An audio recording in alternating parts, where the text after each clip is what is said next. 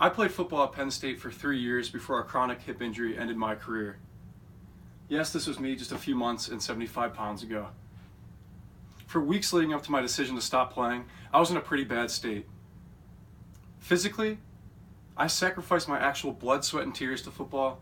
It really hit me hard when it got to the point where my body was no longer capable of doing the things I'd once asked it to do. Mentally, I sacrificed an enormous amount of time and energy to be successful on the field. Emotionally, I felt the pressure of my hometown pushing down on me, and the wide eyes of my 4 brothers looking up at me. What started as an Advil or 2 here or there quickly turned into 16 Advil days. My walks to class became difficult, and sleeping on my right side was honestly out of the question. On many days, hours of rehab in the morning would only earn me the opportunity to watch my teammates practice for hours in the afternoon. I felt useless. In an environment where you feel bad for missing just one practice or one workout, which I'd missed many of, it was easy for me to mistake my self-worth and football success as one and the same. During this period of time, I let the negativity I was feeling from my football injury seep into other areas of my life. I lost passion for things I once had an interest in doing. My grades and relationships suffered as well. I eventually reached out for help. I remember calling my dad one night on the phone when, teary-eyed, I said, "Dad, I want this so bad. I put my heart and soul into being a good football player. Why isn't it paying off? Dad, what's wrong with me?" But then, in one moment, this feeling all changed. As I was returning back to Penn State to begin my new role as an undergraduate assistant coach on the football team, it happened. I was standing in the back of the meeting room, keeping to myself, when one of the players looked back and yelled, "Brosnan!" Then, to my surprise, the team stood up and started clapping, and the room lit up with energy. I could not believe people were that excited to see me. I made my way around the room, hugging my guys with a huge smile on my face. Over the next few weeks, I had some really eye-opening conversations with different guys on the team. The kind of conversation that's rare to hear in a building, where all you really hear is insults and inside jokes. The gist of many of the conversations were that guys were expressing appreciation for how I conducted myself during my bumpy career at Penn State. They were showing respect for the positive attitude I maintained, even during the hardest workouts and longest practices. They were sharing stories with me of how I positively impacted them, and without them knowing, they were making a huge impact on me.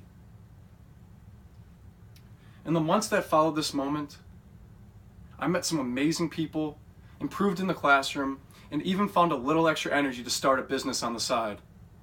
But most importantly, I was consistently in a happy state.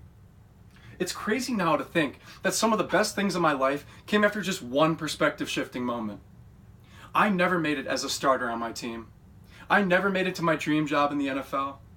But something about that moment told me that maybe, that just maybe, I made it as a person. After searching for what it was that actually earned me that moment, I had a revelation. As it turns out, it was one simple thing I had been doing, that I had actually learned from other people who had an impact in my life. This revelation can make you a better person. It's a secret that in hindsight, I had been using during the majority of my college career. A secret that gave me the opportunity to earn the respect of my team, even before I realized just how important it was. Here's the secret. Don't spend energy on things you can't control, and spend a lot of energy on the things you can control. And I know how simple it sounds, but I believe it's so simple, it's often overlooked. And today, I want to show you that you can learn to not care about things you shouldn't care about, like things you can't control, and that you can learn to only spend energy on the things you should care about, like things you can control. So what are the things you shouldn't care about, and what are the things you should care about, and how will this help you become a respected person in your own life? For starters, you should not care about things that you don't have an ability to influence. For example, you don't have the ability to control bad weather, lost time, negative people, or Donald Trump's tweets. Yet, why do we see so many people complain about the rain on the way to work? Get caught up in the negativity of another person, regret things not done in the past, or become angry at some tweet. We do not have the ability to control a single one of these things, yet we all know people in our lives that spend an enormous amount of energy on them. Instead, what if we practiced carrying good weather with us everywhere we went? What if we lived our lives not affected by other people's negative thoughts and actions? What if we vowed to live our lives in the present so we wouldn't have to spend time lamenting on the past over things that could have been? No matter how bad the weather, how many times missed opportunities in the past resurface in an attempt to bring you down, how hard negativity knocks to get in, you have the ultimate control to decide how you will respond. A man named Viktor Frankl taught me the amount of power we have in choosing our response to any set of circumstances. While you can't control what happens to you, you can control how you respond to what happens. Viktor endured literal hell on earth as a Jew inside multiple World War II concentration camps, where he was starved, beaten, and tortured. They could break Viktor's body, but what they quickly learned is that they could not break Viktor's spirit. The reason that they could not break Viktor's spirit is because he recognized the importance in only empowering the thoughts that he could control. Looking back on the experience, he says, "Everything can be taken from a man but the last of the human freedoms. To choose one's attitude in any set of circumstances. To choose one's own way." If this is what a man living through years of unfathomable conditions took away as his most profound learning moment during that time, then it has to be important. If someone living through circumstances as dark as anybody living on the planet could choose to respond to any situation in a positive way, you can too in your life. Begin to live with this in mind. Ask yourself, how is this stimulus or situation going to affect me? If the stimulus is out of your control, then do not spend mental energy on it. But if you find that after asking, is this stimulus something I could control? Then allow yourself to spend mental energy on it. It's that simple. The most successful athletes, coaches, and entrepreneurs that I've been around are the ones that truly believe in the power of this secret as well. They are rarely the most intelligent or talented people on the team, but they do a tremendous job controlling the controllables. You might not be the fastest, but you can decide to be the hardest worker because that's in your control. You might not be as naturally strong as the person you're playing against, but you can make sacrifices to stretch longer, eat better, and sleep more to become better because you have the power to make those decisions. You might not be the most intelligent person on the team, but you can take steps to become smarter. You can listen rather than speak so you can add to your own knowledge.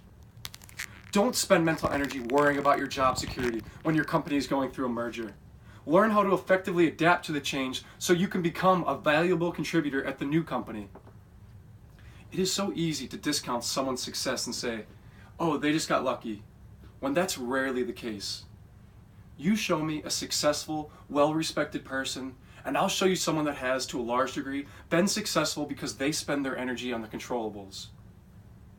One method that's really helped me implement this secret into my life was developing a strong relationship with the voice inside of my head. Let me explain. I want you all to take a second to lock onto the voice in your head. Can you hear that?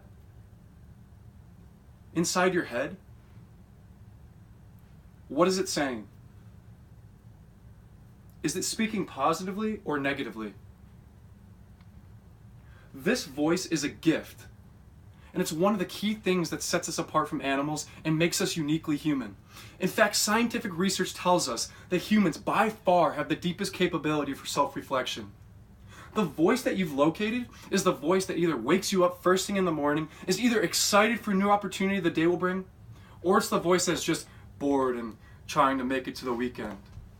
It's the voice that has the ability to command your body and brain and to take you to new levels and to do what is necessary in order for you to achieve your goals. When you respect this voice, your voice respects you back. And when you think about it, why would you not want to develop a good relationship with your voice? You'll spend more time with your voice than any other person, by a long shot. According to the National Science Foundation, our voice produces as many as 50,000 thoughts per day. 50,000! Can you think of anyone in your life that gives you that much advice? In even a year? Probably not. Are these thoughts as positive as you want them to be? If they're not, train your voice to speak more positively and ask it not to get worked up over situations that it has no business getting worked up over. Learn to only authorize your voice to speak in controllable situations. The amazing thing that begins to happen as you develop this relationship with your voice is you have more control over your emotional reactions. Allow your voice to acknowledge that the emotion it's feeling is real and happening, but that emotion doesn't dictate your reality. Give your voice the jurisdiction, not your emotion, to decide how you're going to act on a given day. There will be days when you are sad, tired, and frustrated, but ask your voice to not allow these feelings to exert any control over your life. If I were exhausted at 5 a.m. during a workout, or frustrated at midnight with a conversation with one of my suppliers in China for my clothing business, I'd ask my voice to not let how tired or frustrated I was affect how hard I was going to work. I did not want to let the bright opportunities of my life slip out of sight because emotions were in the way, clouding my vision. When you realize that there is a voice in your head you can literally control, you're already halfway there. Treat your voice like it's a top performing employee and train it to be successful because your voice dictates your life. Your thoughts will become your words. Your words become your actions become your habit, and your habit becomes your character. Oh, and eventually, your character becomes your destiny. We are all humans that have this extraordinary gift of self-awareness. It's up to us to use it. My mom taught me the amount of power we have in choosing how we control our voice. When I was in high school, my mom battled severe cancer. It's tough to describe the emotions you feel as you wonder whether or not your mother will make it. It was so easy to allow my voice to become frustrated and angry at a situation that was out of our control. My beautiful mother was suffering, and there was nothing in my power that I could do to help her heal. All I could do was be there for her in her time of need.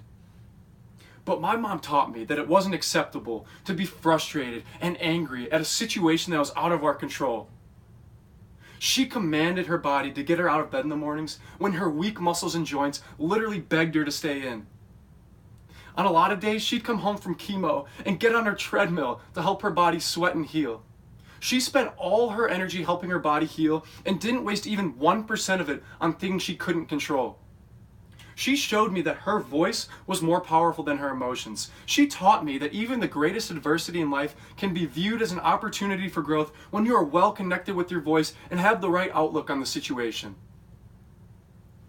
She also taught my little brother Marty how to give a sweet haircut. What an impact she had on her team at home. I believe developing this relationship with your voice is so important. And when you do develop this relationship with your voice, you'll have more control to decide how you're going to spend your mental energy. For the next minute or so, I want you to picture your mental energy as a battery, like we all have on the phones in our pockets. Now picture a device that you could hold to the side of your head that would tell you the mental percentage battery life you were on. It acts like the battery on the phone in our pockets, but it doesn't get drained by sending texts or selfies. It gets drained by how we interact with everything around us on a daily basis. The more effectively your voice handles the stimulus you constantly face, the higher and more powerful the charge. And the more power you have, the more energy you have available to spend on the things you want to do, on your goals, and on the things that make you a better person. Your battery gets drained when you ineffectively interact with the stimulus you're presented with. Your battery doesn't have the power to pull you out of bed in the morning, let alone help you go achieve your goals. So how do we ensure that our voice is loud and powerful? The voice that says, get your butt out of bed and go conquer the day. We do this by actively monitoring our daily routines, by determining which things are draining our battery the most, and having the awareness that if it's draining our battery and if it's out of our control, that it should not in fact be draining our battery at all. What if after holding this device to your head, you realized that you spent 10% of your day's mental energy worrying about some spontaneous tweet? You might spend that energy getting to know your partner better.